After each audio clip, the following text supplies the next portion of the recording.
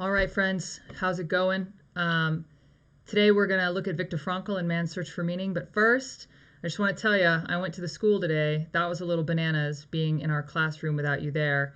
No one else was there. I was the only car in the parking lot. The place was empty.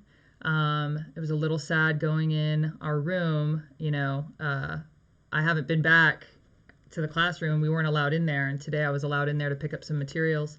It was weird. It was super weird. I'm not going to lie. And it got me in like some kind of way. And I was like in my feelings for a while. And then I remembered you're teaching the kids Stoicism. You're talking about Stoicism. So you can't stay in those feelings for too long because the Stoics wouldn't like it. So I felt my feelings. They were real. I validated them. That's like a thing. And then I tried to figure out things I could do today to kind of like give myself a little joy, a little sense of meaning and purpose. And doing some work, getting some things from my classroom, and then preparing this as one of those things. So I hope you guys enjoy, and I hope you learn, and I miss you.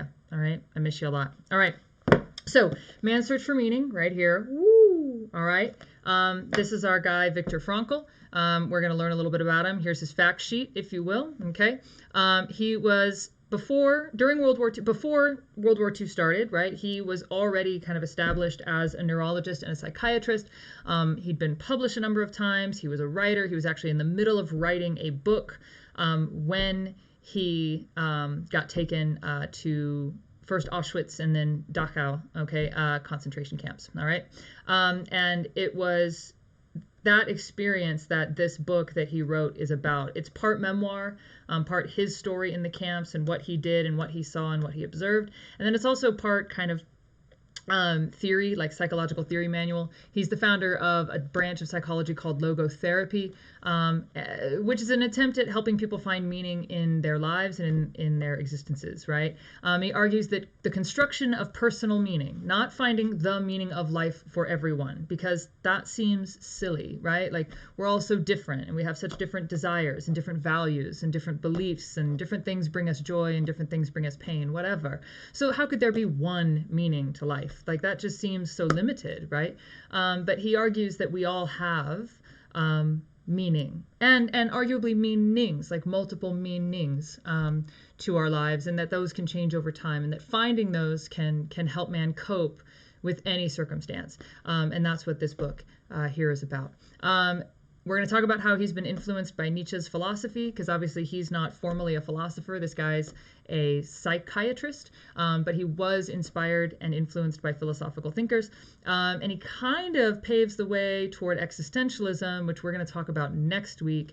We're going to do some existentialism, free will, freedom stuff next week. So this kind of transitions us there pretty well, which is kind of nice. All right. So let's start with one of the major things that he kind of bases his idea on. And he mentions this quote a couple of times in the book. In fact, he relies on it so much, sometimes like some websites will attribute this quote to Frankl, but really it's Nietzsche's. And Nietzsche says, and you guys remember this guy, right? Like Mr. Stash, that he who has a why to live can bear almost any how, right? If you have a reason or a purpose, a why. And remember, that can change over time. Like my purpose at 17 is not the same purpose I have at 36, you guys. Like just straight up, let's be real about it. Are there some things about me that I recognize in my 36-year-old self that are the same as my 18-year-old self? For sure. But, I had to learn over the course of my life to allow myself some flexibility. Like what lit me up when I was 16, 17 isn't the same thing that lights me up now. And that's okay. That's okay. It lit me up for a time. I learned a lot from it. I dedicated myself to it. It was amazing. But now other things are doing it for me, and I have to make space for that, right? So he who has a why to live can bear almost anyhow, right? Once you find a meaning or a purpose. But I think the word in there, and again, you get an English teacher on the side, bearing almost anyhow. That word bear is really important, right? Like, it doesn't mean that the how goes away or that the how becomes any easier. In fact, it probably still means that the how is really difficult, right? Sometimes life circumstances are really, really difficult. And right now, I think some of our life circumstances are really, really difficult and really, really uncomfortable, right? As uncomfortable as they could possibly be, no. I mean, we can all, I can go still get groceries, and I can still talk to my friends on the phone, and there's still some internet, and my dog as well. Things are cool, right? Like it could be a lot worse. I know that. And I'm grateful that things aren't as bad as they could be, for sure. But is this difficult? For sure. Is it easy every day? No. Today was a really hard day for me, you guys. Like going to the classroom and having it be empty was really, really hard for me. Okay. Um, but, right. Do I have some whys, right? Did that pull me out of my funk? Was I able to kind of move through it? Yeah. Did it make the funk go away? Did it make the sadness go away? No. No. But it makes it bearable. Like I can hold the sadness and the difficulty and the thing that gives me joy and meaning and purpose kind of at the same time. I can hold it all. And if I was just holding the sadness, right? I'm not even in this green. If I was just holding the sadness, I might want to drop it. But because I have both, I can hold them both, and that's kind of what it's all about. So that's Nietzsche's influence, all right? Let's talk about some of the stuff that Viktor Frankl said. And again, I chose my excerpts based on our circumstance right now, some things that I think will help us kind of move through this together, right?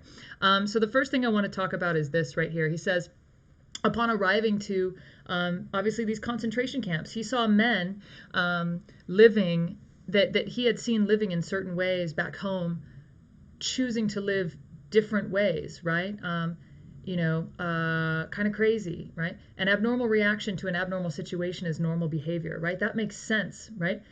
If this wasn't affecting us, if what's going on right now in the world that we're living in wasn't affecting us, that would be the weird thing. So it's actually kind of reassuring that, like, if you feel like discombobulated, if you feel a little out of sorts, if like some days you don't know what to do, you stay in your sweatpants all day, some days you want to like get in the kitchen and cook and bake or do whatever all day, and then the next day that energy's gone, whatever. Maybe you get a little snappy with people, maybe you get a little judgier than you usually are. I don't know, but that's normal. An abnormal reaction to an abnormal situation is normal behavior. It means, right, that you are a sane person expecting to live in a sane world, and right now the world isn't as sane as we're used to. So that's okay, all right? It's okay that your reactions are a little bit wonky. Don't beat yourself up for it, okay? It's going to be all right. Now, do we use that to justify poor behavior? No, you know that, and he knows that. However, we shouldn't condemn ourselves inside or beat ourselves up because we're having an abnormal reaction to an abnormal situation. That, of course, that makes sense. All right. And then further, right, there's a lot of stuff going on right now that's like a little dramatic. And I think that there's a temptation in these abnormal situations to pass a lot of judgment. We want certainty. As human beings, we crave certainty, we crave answers, we crave definitive definitions, things that make a lot of sense. And you guys, there's no one single cause, right? There's a lot of systems at play here, a lot of people at play, a lot of biological, realities at play, and it is tempting to place blame on others so that we can feel more secure. Think about it. When you like vent on somebody else, even if they're not in the room, right? If you're talking smack about somebody, we do that because it makes us feel a little bit better. Well, let's investigate that. Why does that make us feel a little bit better? Well, it makes us feel a little bit better because it places the guilt somewhere. And when we can place the guilt somewhere, we can be alleviated of the uncertainty that we had before blaming somebody else. And we just need to be careful with that because most situations are so complex that no one thing or person is to blame, right? It's a really significant oversimplification of the world and of causality to try and identify one source for all problems, right? Or one hero and one villain. It's never that way. It's never that simple. And we have to remember, you guys, this is coming from the pen, all right, of a Holocaust survivor. No man should judge unless he asks himself in absolute honesty whether in a similar situation he might not have done the same.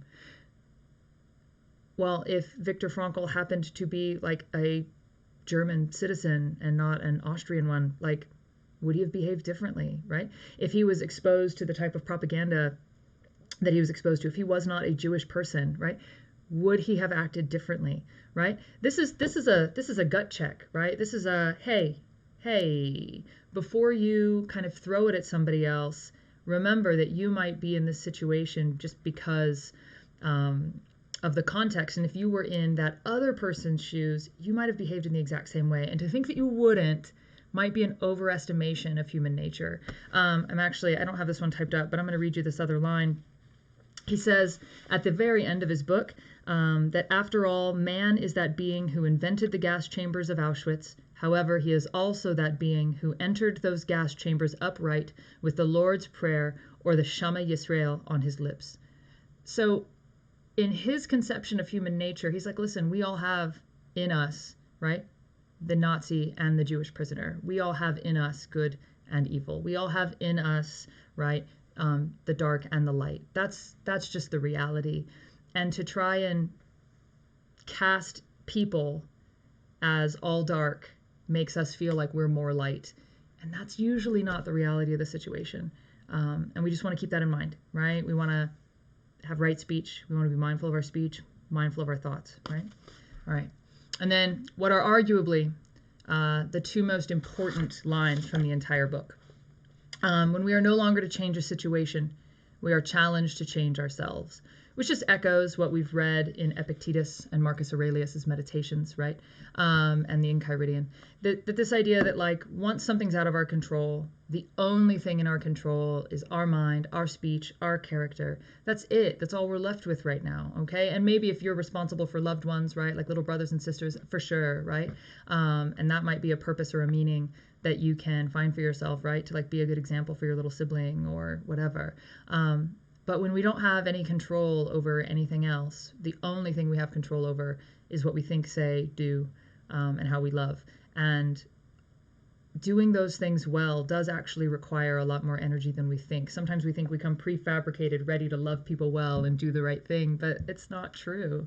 You guys, it's not true. And I think you're all really good people, but it's not true that we are prefabricated to make the right decision all of the time, because sometimes selflessness is really, really hard. Sometimes egolessness is really, really hard. So, just something to think about when we're in a situation that we don't have control over, right? Like, how could I change myself? How could I take that energy? Because I still have energy that wants to change the situation. So how could I use that energy to affect myself? Yeah? All right. And then the next, arguably the most important. Everything can be taken from a man but one thing. The last of human freedoms, to choose one's attitude in any given set of circumstances, to choose one's own way. All right? Everything, and remember, from the mouth of a concentration camp survivor, everything can be taken from a man. Everything, right? His, let's use him as an example, right?